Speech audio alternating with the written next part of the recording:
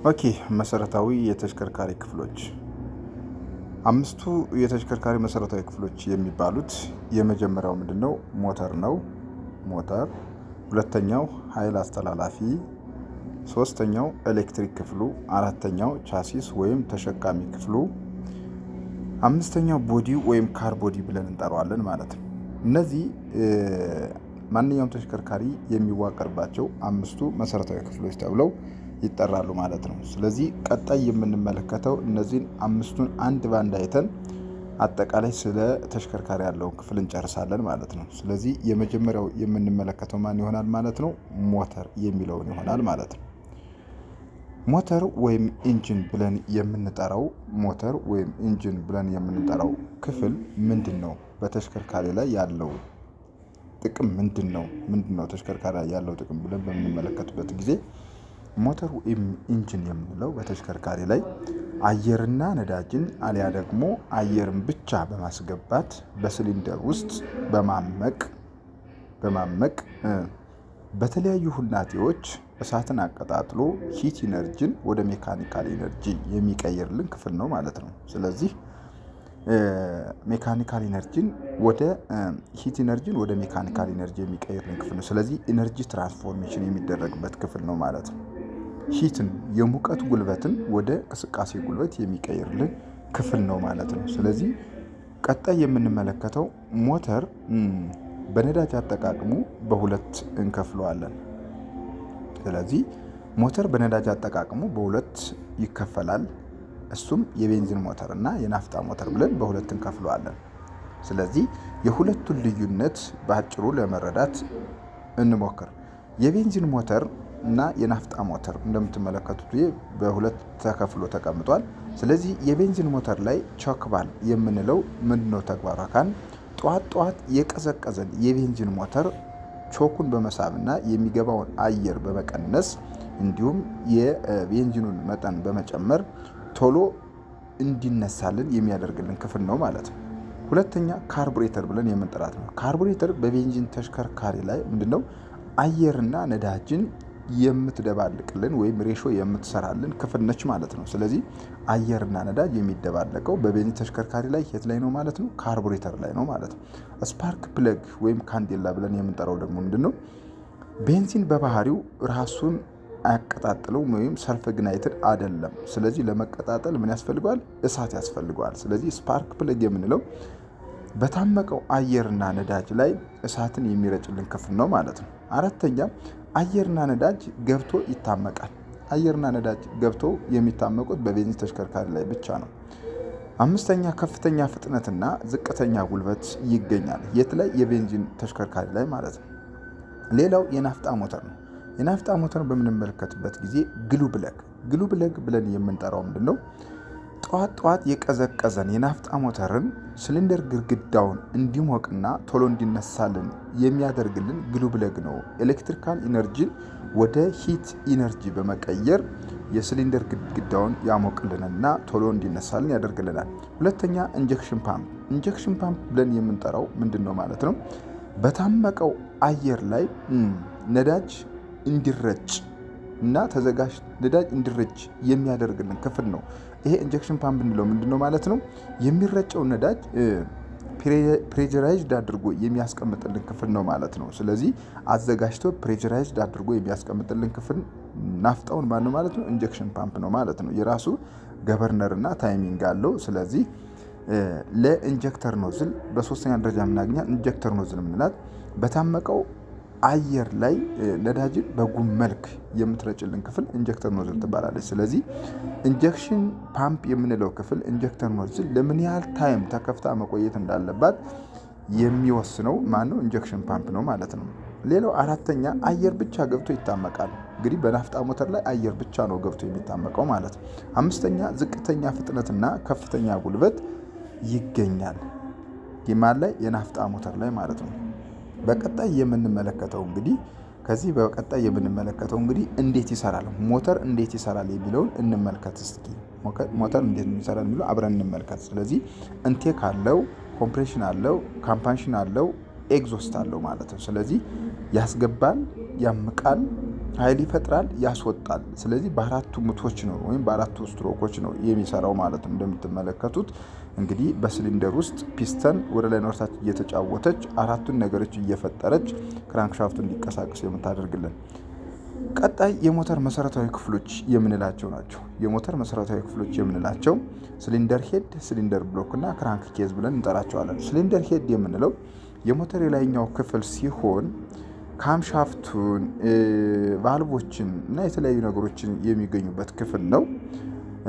ኤግዞስት ማኒፎልድ ምኑን የያዘ ክፍል ነው ማለት ነው። ሌላው ሲሊንደር ብሎክ ብለን የምንጠራው በሁለተኛ ተራ ቁጥር ላይ ሲሊንደር ብሎክ ማለት ሲሊንደሮችን የያዘ የሞተር መካከለኛ ክፍል ነው። ሶስተኛ ደረጃ ክራንክ ኬዝ ብለን የምንጠራው ነው። እንደምታዩት የክራንክ ሻፍቱ ማስቀመጫ እና የኦይል ፓን ወይም የዘይት ቋቱ ማስቀመጫ ክፍልን የሚያካትት ይህ ክራንክ ኬዝ ብለን እንጠራዋለን ማለት ነው።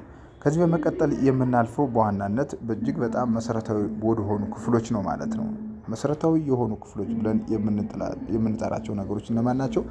የሞተር ዋና ዋና ክፍሎች ወደ 10 ወደ 11 የሚደርሱ የሞተር ዋና ዋና ክፍሎች የምንላቸው አሉ። የነሱን ስምና ባጭሩ ፋንክሽናቸው ወይም ተግባራቸውን እንመለከታለን ናቸው። የመጀመሪያው ሲሊንደር ነው ወይም ሲሊንደር ላይነር ነው የምንለው። ሲሊንደር ወይም ሲሊንደር ላይነር ብለን የምንጠራው ክፍል ይሄኛው ክፍል ነው። ስለዚህ ይሄ ሲሊንደር ወይም ሲሊንደር ላይነር ብለን የምንጠራው ክፍል እነዚህ ክፍሎች ምንድናቸው? ሲሊንደር ወይም ሲሊንደር ላይነር ብለን እንጠራቸዋለን። ሲሊንደር ማለት ፒስተን ሲሊንደር ወይም ሲሊንደር ላይነር የምንለው ፒስተን በውስጡ ወደ ላይና ወደ ታች የሚጫወትበት ክፍል ነው። ፒስተን በውስጡ ወደ ላይና ወደ ታች የሚጫወትበት ክፍል፣ በመካከል ጣሳ መሰል ቅርጽ ያለው ሆኖ ውስጡ ክፍት ነው። ስለዚህ ፒስተን ወደ ላይና ወደ ታች የሚጫወትበት ክፍል ነው ማለት ነው በመጀመሪያ ደረጃ የምናገኘው። በሁለተኛ ደረጃ የምናገኘው ፒስተንን ነው። ፒስተን ብለን የምንጠራት ክፍል ይች ናት። ይችኛዋ ፒስተን ብለን የምንጠራት ክፍል ናት። ስለዚህ ፒስተን ተግባር ምንድን ነው? ፒስተን በሲሊንደር ውስጥ ወደ ላይና ወደ ታች በመጫወት አራት ምቶችን ታስገኝልናለች ወይም አራት ስትሮኮችን። እነዚህ አራት ስትሮኮች ብለን የምንጠራቸው የማስገባት፣ የማመቅ፣ ኃይል የመፍጠርና የማስወጣት ብለን እንጠራቸዋለን ማለት ነው። ስለዚህ እነዚህ አራት ነገሮችን የምታስገኝልን ማናት ማለት ነው? ፒስተን ናት ማለት ነው። ፒስተን በሲሊንደር ውስጥ ወደ ላይና ወደ ታች ስትሮክ ታደርጋለች ወይም ትንቀሳቀሳለች ማለት ነው።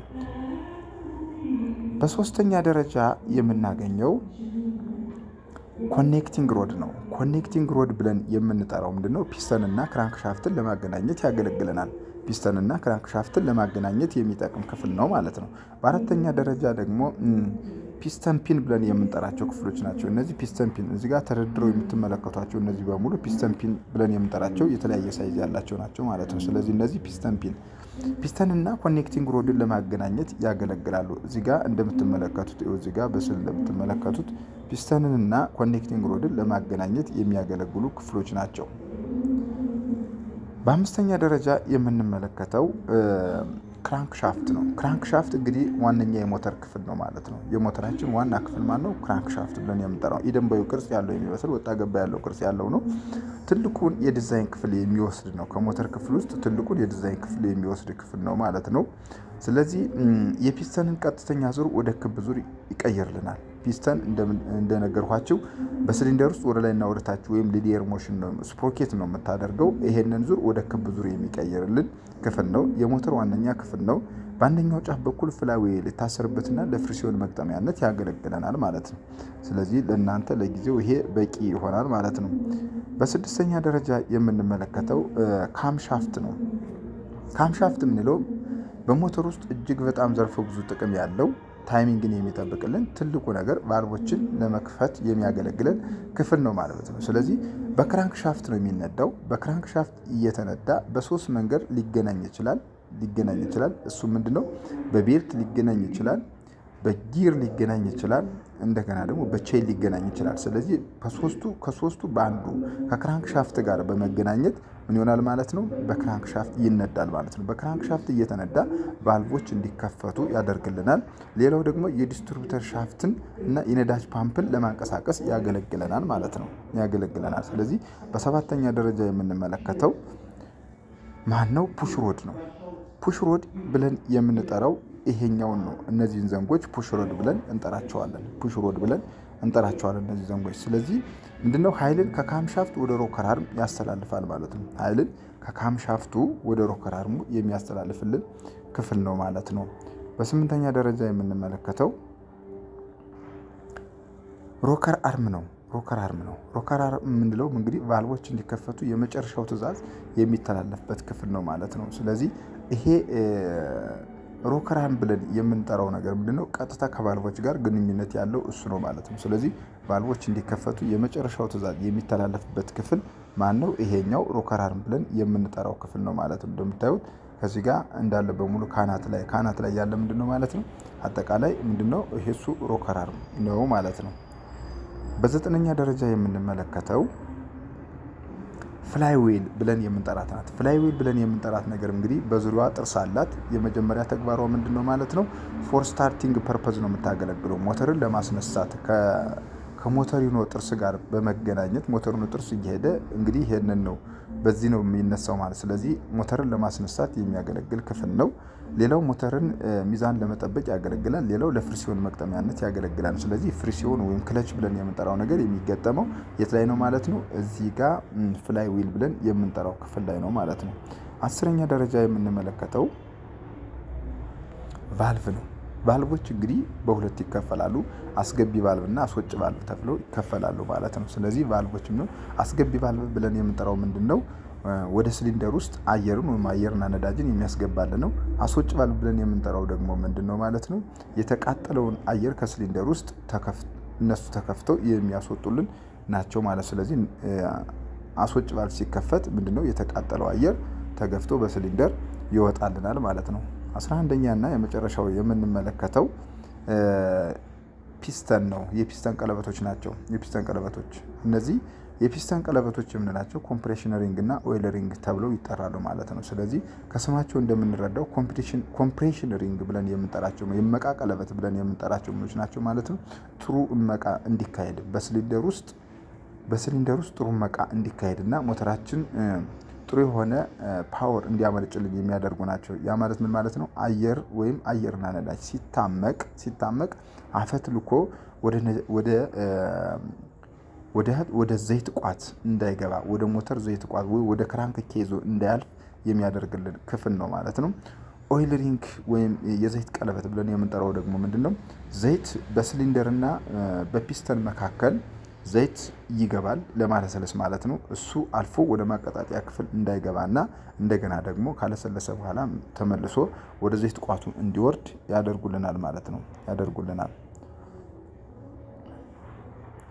በመቀጠል የምንመለከተው እንግዲህ ሞተር በሚያከናውናቸው ምቶች በሁለት ይከፈላል። ሞተር በሚያከናውናቸው ምቶቹ ወይም ስትሮክ ብለን የምንጠራቸው በሁለት ይከፈላል ማለት ነው። ባለ 2 ምትና ባለ 4 ምት ብለን እንጠራዋለን ማለት ነው። እንግዲህ እዚህ ጋር ስሉ ጋር እንደምትመለከቱት ቱ ስትሮክ ብለን የምንጠራው ቫልቭ የላቸውም። ምንድን ያላቸው? ፖርት ወይም ቀዳዳ ነው ያላቸው። በየሁለት ኤቭሪ ቱ ሳይክልስ በየሁለት ሳይክሉ ምን ይሰጠናል ማለት ነው? ኃይል ወይም ፓወር ይሰጠናል ማለት ነው። ሲምፕሊ ሄድ ነው። ሲምፕሊ ሄድ ማለት ምንድነው? አናቱ አካባቢ ቫልቭ ስለሌለው ምንድነው ማለት ነው? አናቱ አካባቢ ማለት ነው። በዲዛይን ኮንስትራክሽኑ ቀለል ያለ ነው ማለት ነው። ፎር ስትሮክን በምንመለከትበት ጊዜ እንግዲህ ቫልቭ አለው። እንደምትመለከቱት ፖርት ወይም ቀዳዳ ሳይሆን ቫልቭ ነው ያለው። በየአራት ስፓርክ ኤቭሪ 4 ሳይክልስ በየአራት ሳይክሉ ምን ያደርጋል ማለት ነው? ፓወር ይሰጠናል። ኮምፕሌክስ ሄድ ነው። አናት አካባቢ ቫልቮች እና የተለያዩ ነገሮች ስላሉ ምንድነው ማለት ነው? በዲዛይኑ በኮንስትራክሽኑ ምንድነው ማለት ነው? ኮምፕሌክስ የሆነ ነገር ነው ከቱ ስትሮክ አንጻር ሲታይ ማለት ነው። ስለዚህ ፎር ስትሮክ የምንለው ማለት ነው በየ720 ዲግሪው ላይ ኃይል ይሰጠናል ማለት ነው። በየ720 ዲግሪው ላይ ኃይል ይሰጠናል። ቱ ስትሮክ የምንለው ደግሞ በየ180 ዲግሪው ኃይል ይሰጠናል ማለት ነው። ያ ማለት ምን ማለት ነው?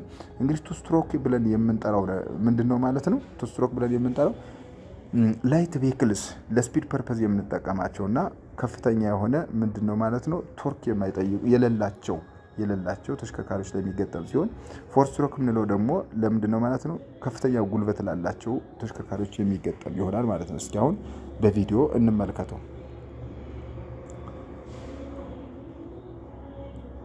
አሁን እዚህ ጋር እንደምትመለከቱት እንግዲህ ምንድነው በቱ ስትሮክ ሞተር ምንድነው ቶሎ ኃይልን ያመጭናል። ባለ 4 ምቱ ወይም ፎር ስትሮክ የምንለው ደግሞ ምንድነው ቀስ እያለ ነው የሚያመነጨው ስትመለከቱት ማለት ነው።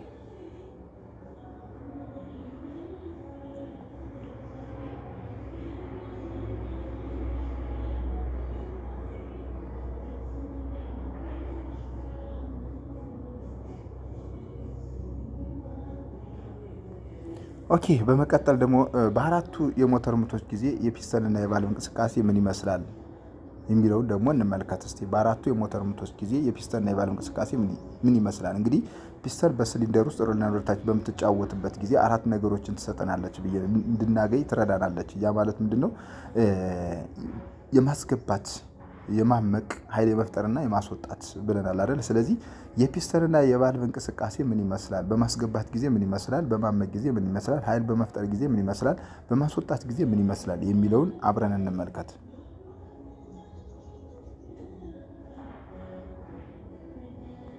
እንደምትመለከቱት እንግዲህ በማስገባት ጊዜ እንደምትመለከቱት እንግዲህ እዚህ ጋር ይሄ አስገቢ ቫልቭ፣ ይቺ አስገቢ ቫልቭ ናት። ይቺ አስገቢ ቫልቭ ምንድን ናት? ተከፍታለች። ይቺ በእጅ ማሳይ የምነካላችሁ ይቺ አስገቢ ቫልቭ ተከፍታለች ማለት ነው። ስለዚህ አስወጭ ቫልቭ የምንለው ደግሞ ይሄኛውን አስወጭ ቫልቭ አሁን ዝግ ነው፣ እንደተዘጋ ነው። ስለዚህ እያስገባን ነው።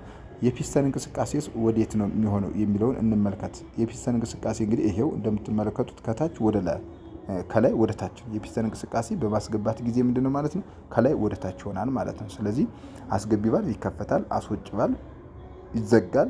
የፒስተን እንቅስቃሴ ምን ይሆናል ማለት ነው? ከላይ ወደ ታች ይሆናል ማለት ነው። ቀጣይ እንደምትመለከቱት ማመቅ ነው ወይም ኮምፕሬሽን ስትሮክ ብለን የምንጠራው የማመቅ ጊዜ ነው። በማመቅ ጊዜ እንግዲህ አስገቢ ቫልቭም ዝግ ነው፣ አስወጭ ቫልቭም ዝግ ነው። ምክንያቱም እየታመቀ ነው። የፒስተን እንቅስቃሴ ምን ሆነ ማለት ነው? ልክ ከታች ወደ ተደ ማለት ነው ወደ ላይ ሆነ ማለት ነው። የፒስተን እንቅስቃሴ ምን ሆነ? ከታች ወደ ላይ ሆነ ማለት ነው። ቀጣይ ፓወር ወይም ስትሮክን እንመለከታለን።